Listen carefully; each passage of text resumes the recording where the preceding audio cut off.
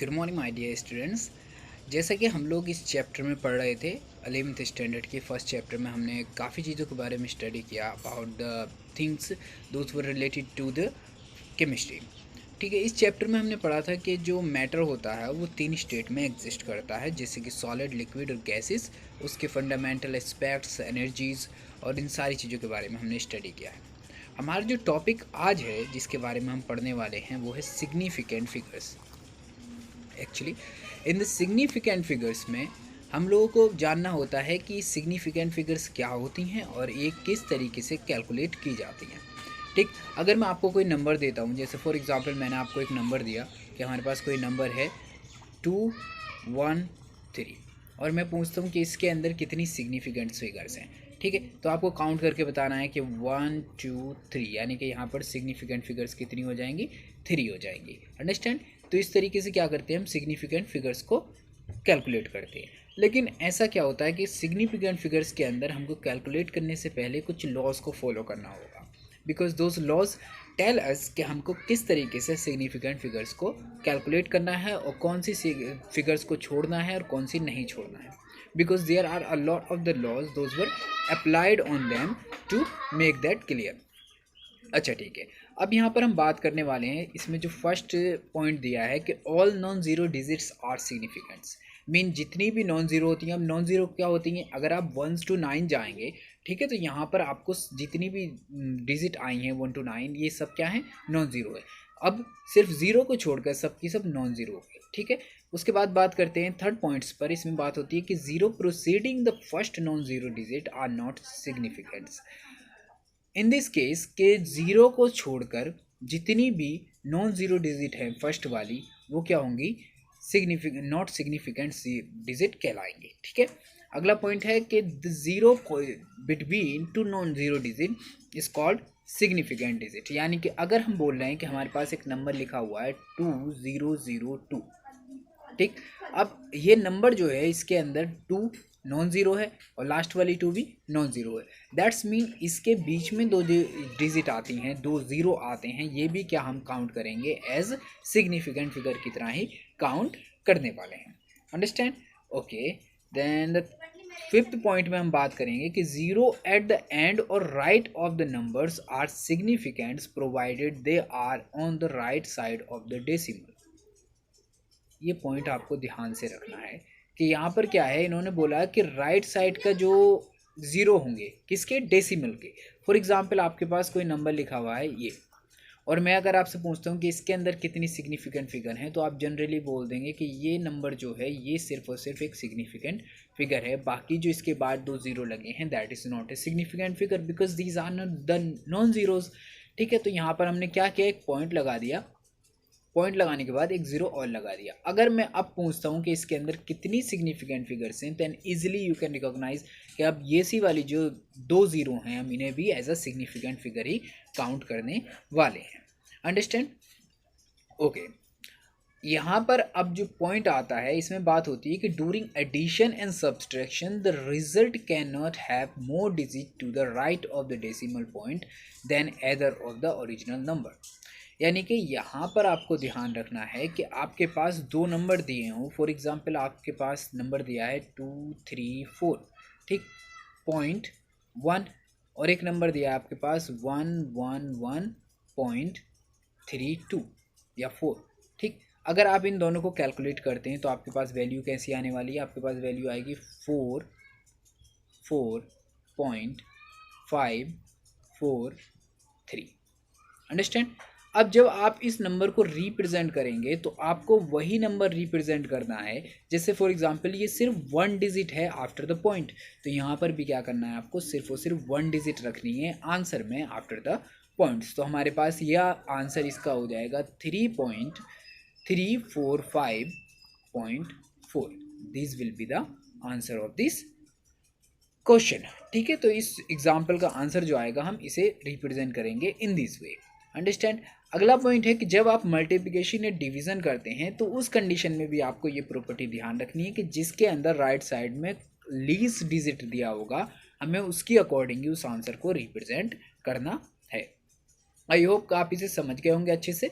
ठीक है, इसके बाद जो हमारा नेक्स्ट पॉइंट शुरू होता है या नेक्स्ट टॉपिक शुरू होता है उसमें हम स्टडी करते हैं about the laws and the postulates.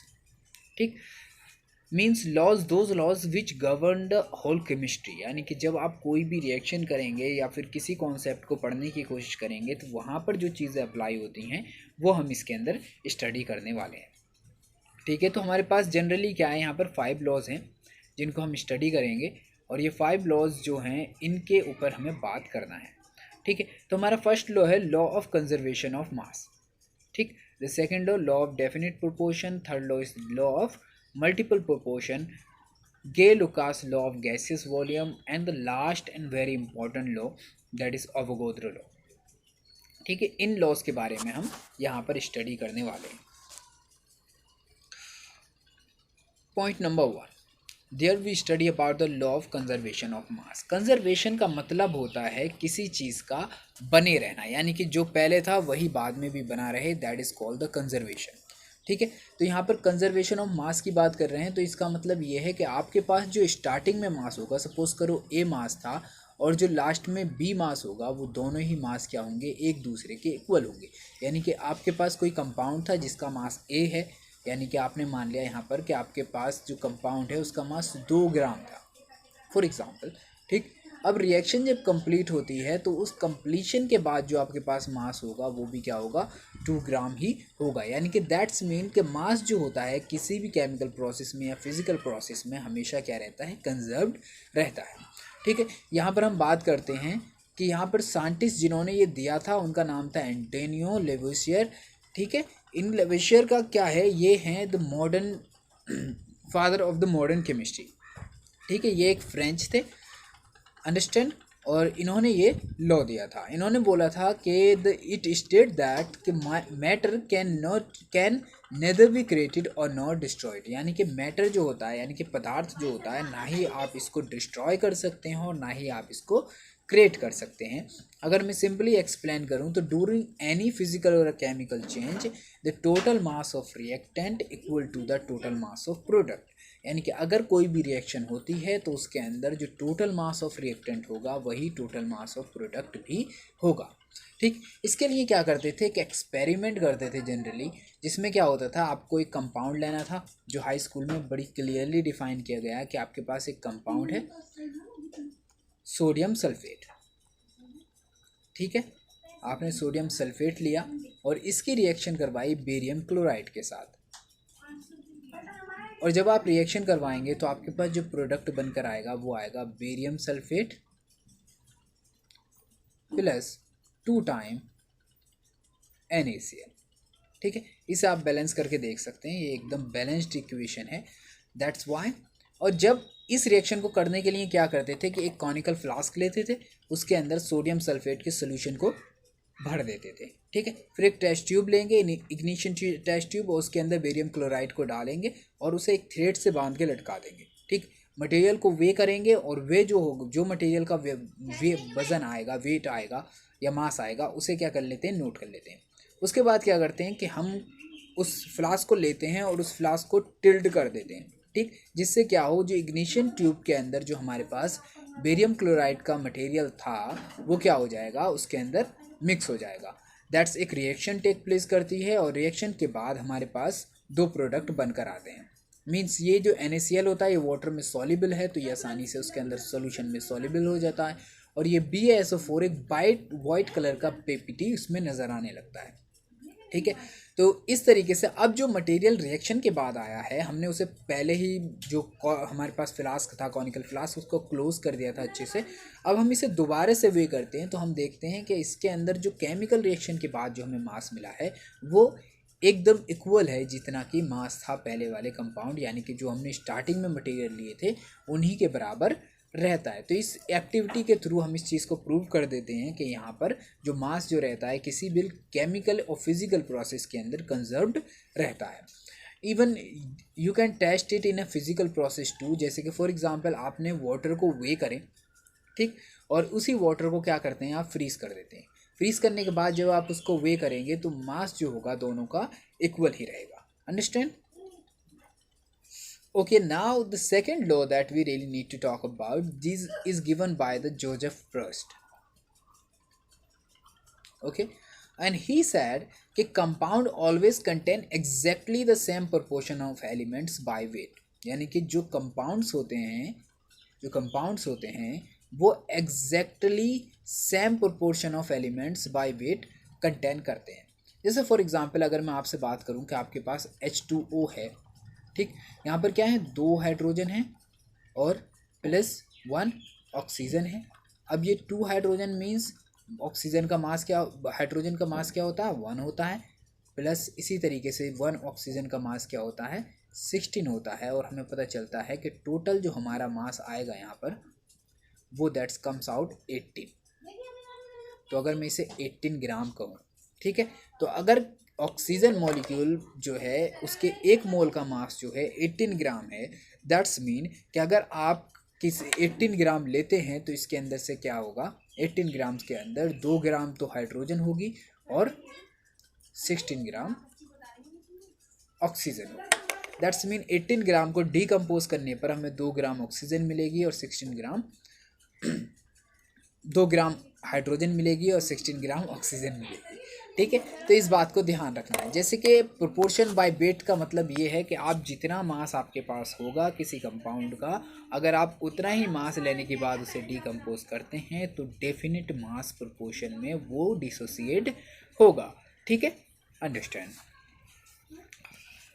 अगली स्लाइड पर हम जाएं, वहाँ पर हम बात करने वाले हैं लॉ ऑफ मल्टीपल प्रोपोर्शन.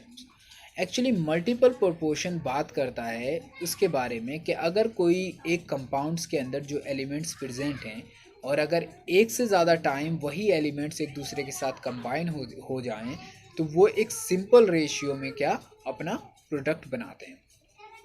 यहाँ पर मैं बात करने से पहले आपको एग्जांपल देना पसंद करूँगा. जैसे हमारे पास होता है CO2, अगर H हाइड्रोजन और ऑक्सीजन एक दूसरे के साथ कंबाइन हो तो वो वाटर बनाती हैं, और अगर ये एक दूसरे के साथ कंबाइन हो तो ये पेरोक्साइड बनाती हैं. In both the cases what you have noticed कि यहाँ पर हाइड्रोजन को हमने एक कांस्टेंट मान लिया जाए, ठीक, तो यहाँ पर 2 हाइड्रोजन है और यहाँ पर भी क्या रहेंगे, 2 ही हाइड्रोजन रहेंगे. लेकिन यहाँ पर 1 ऑक्सीजन है और यहाँ पर क्या है, 2 ऑक्सीजन रहेंगे. Similar we can apply it on CO2. यहाँ पर क्या है, CO2 है और एक हमारे पास CO है. अगर हम कार्बन को क्या करते हैं, कांस्टेंट मान लें, तो यहाँ पर 1 कार्बन और यहाँ पर भी 1 कार्बन है और यहाँ पर हम देखते हैं कि यहाँ पर ऑक्सीजन 2 हैं और यहाँ पर ऑक्सीजन 1 है. तो क्या है, ये एक सिंपल प्रोपोर्शन या एक सिंपल रेशियो में क्या होते हैं, एक दूसरे के साथ कंबाइन होने के बाद कंपाउंड बनाते हैं. Understand. Okay, the next law talks about the Gay Lussac law of gases volume. इसमें क्या होता है, when gases combine are produced in a chemical reaction they do so in a simple ratio by volume provided all the gases are at same temperature and pressure. यानी कि अगर हम gases को same temperature और pressure पर लेते हैं और अगर वो कंबाइंड होती हैं या किसी केमिकल रिएक्शन में प्रोड्यूस होती हैं तो उनका वॉल्यूम जो होता है एक सिंपल रेशियो में रहता है. ठीक है, इस चीज़ को समझने के लिए हम एक एग्ज़ाम्पल ले सकते हैं. फॉर एग्ज़ाम्पल मेरे पास एक एग्ज़ाम्पल है कि हमने क्या लिया है, अमोनिया को ले रखा है. हमारे पास नाइट्रोजन है और हाइड्रोजन है और हम इसकी रिएक्शन कराते हैं जैसे कि हाइबर प्रोसेस में कराया जाता है FeMO की प्रेजेंस में. ठीक है, यहाँ पर क्या होता था, Fe क्या होता था, कैटलिस्ट होता है, और मोल्डिवेडिनम क्या होता है, प्रमोटर होता है. और जब इसकी रिएक्शन करवाएंगे तो हमारे पास जो प्रोडक्ट बनकर आएगा वो बनकर आएगा अमोनिया. ठीक, अब आप देखें इस रिएक्शन को बनाने के लिए यहाँ पर 3 टाइम्स 3 वॉल्यूम ऑफ हाइड्रोजन लगता है, 1 वॉल्यूम ऑफ नाइट्रोजन और 2 वॉल्यूम ऑफ अमोनिया बनकर आता है. अंडरस्टैंड. ये रिएक्शन कुछ इस तरीके से टेक प्लेस करती है एक केमिकल रिएक्शन में. तो when gases combine or are produce in a chemical reaction they do so in a simple ratio by volume. ठीक है, तो यहाँ पर 1 वॉल्यूम, यहाँ पर 3 वॉल्यूम और यहाँ पर होता है ये सिंपली 2 वॉल्यूम. ठीक है, तो 2 वॉल्यूम प्रेजेंट होता है जब ये कंबाइन करते हैं एक सिंपल रेशियो में. Avogadro law. Avogadro law talks about कि अगर आपने किसी सेम टेम्परेचर और प्रेशर, यानी कि जो टेम्परेचर और प्रेशर था वो सिमिलर रहे हर एक गैस के लिए और उनके इक्वल वॉल्यूम अगर आप ले लेते हैं तो उनके अंदर जो नंबर ऑफ मॉलिक्यूल्स होंगे या नंबर ऑफ एटम्स होंगे that is equal in case. ठीक है, तो यानी कि हमें क्या करना है, टेम्परेचर और प्रेशर को इक्वल रखने या सेम रखने के बाद एक दो गैसें हैं हमारे पास ए और बी। ठीक है, उन दोनों ही गैसेस को क्या किया है, एक टेम्परेचर है, सिंपल टेम्परेचर है जिस पर हम उन्हें लेते हैं और लेने के बाद हम क्या करेंगे, उन गैसेस को एक सिमिलर वॉल्यूम यानी कि इक्वल वॉल्यूम में क्या लेते हैं, हम 2 कंटेनर्स में ले लेंगे। ठीक है, ये 1 लीटर मान के चलें आप। ठीक है, 1 लीटर में ले लेते हैं। तो इनके अंदर जो इनके नंबर ऑफ जो मॉलिक्यूल्स होंगे या एटम्स होंगे वो भी क्या होंगे, इक्वल होंगे, अगर इनका वॉल्यूम क्या है, इक्वल है तो। Understand, this is the formula for this. तो अवोगाद्रो इसकी बात करता है। ठीक, there are one of theory that is a very very important theory that explains these all the laws, यानी कि जो हमने लॉज अभी स्टडी किए हैं उन्हें एक्सप्लेन करने के लिए डॉल्टन ने फर्स्ट टाइम एक थ्योरी दी और उन्होंने पब्लिकली ये एक्सप्लेन किया कि एटम क्या होता है और ये particles that constitute a matter या एक मैटर के बिल्डिंग ब्लॉक्स कहलाते हैं वो क्या है।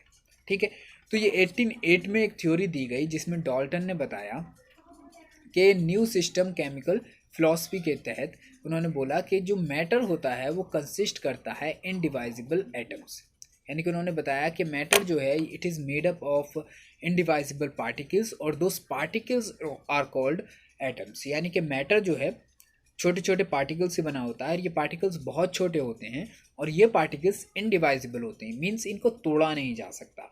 ठीक है, और इन पार्टिकल्स को ही हम क्या कहते हैं, एटम्स कहते हैं। तो हम सिंपली कह सकते हैं कि किसी एक मैटर के जो बिल्डिंग ब्लॉक्स होंगे वो क्या होंगे, एटम्स होंगे। ठीक है, उसके बाद बात की उन्होंने बोला कि all the atoms of a given element have identical properties including identical mass. ठीक है, तो यहाँ पर बात हुई कि जो एटम्स होंगे उनकी एक आइडेंटिकल प्रॉपर्टीज होंगी, यानी कि उनकी जो प्रॉपर्टीज होंगी वो in all the cases similar रहेंगी। ठीक है, तो उन एटम्स की किसी एक एलिमेंट्स के जितने भी एटम्स होंगे उनकी सारी प्रॉपर्टीज़ क्या होंगी, आइडेंटिकल माने सेम होंगी और उनका मास भी क्या होगा, आइडेंटिकल मीन्स उनका मास भी इक्वल ही रहेगा। Atoms of different element have different mass, और जो दूसरे तरह के एलिमेंट्स होते हैं उनके मास क्या होते हैं, डिफरेंट होते हैं। ठीक है, अगले पॉइंट में हमने बात की थी compounds are formed when atom of different element combined in a fixed ratio, यानी कि अगर आप क्या कर दो, किसी एलिमेंट्स को कंबाइन करो, यानी कि जो एलिमेंट्स हैं उनके एटम्स को आप किसी कंपाउंड के अंदर atoms of different element combine in a fix ratio, यानी कि जो एलिमेंट्स के एटम्स होंगे वो एक फिक्स्ड रेशियो में ही कंबाइन करते हैं। फॉर एग्जांपल अगर मैं वाटर की बात करूं H2O की, तो इसके अंदर 2 हाइड्रोजन और 1 ऑक्सीजन ही कंबाइन करेंगे तभी क्या बनेगा, हमारे पास वाटर बनने वाला है। अगर मैं CO2 की बात करूं तो यहाँ पर 1 कार्बन और 2 ऑक्सीजन कंबाइन करेंगी तभी क्या बनने वाला है, CO2 बनने वाला है। तो इट्स अ वेरी सिंपल और क्रिस्टल क्लियर थ्योरी। ठीक है, अब बात करते हैं chemical reactions involve reorganisation of atoms, यानी कि केमिकल रिएक्शंस जो होती हैं उनमें सिर्फ क्या होता है, रीऑर्गेनाइजेशन ऑफ एटम्स होता है।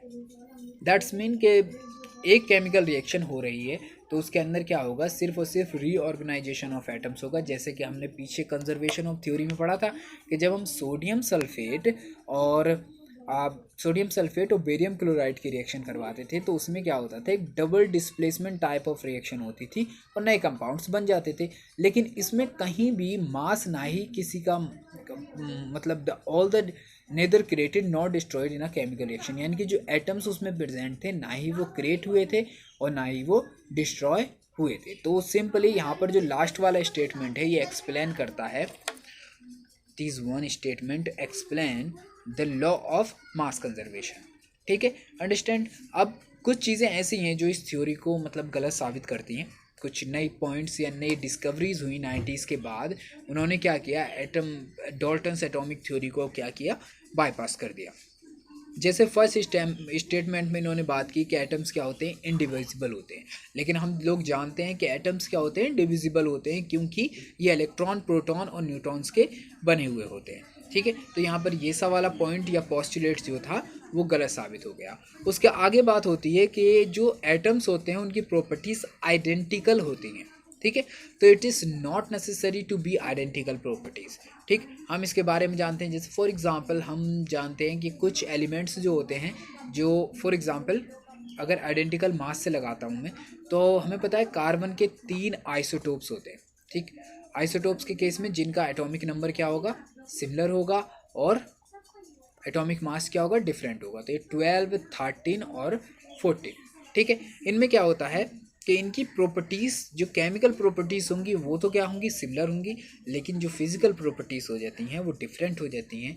तो in case of that it these statements भी क्या हुआ, गलत साबित हो गया। तो compounds are formed when atoms of different elements combined in a fix ratio.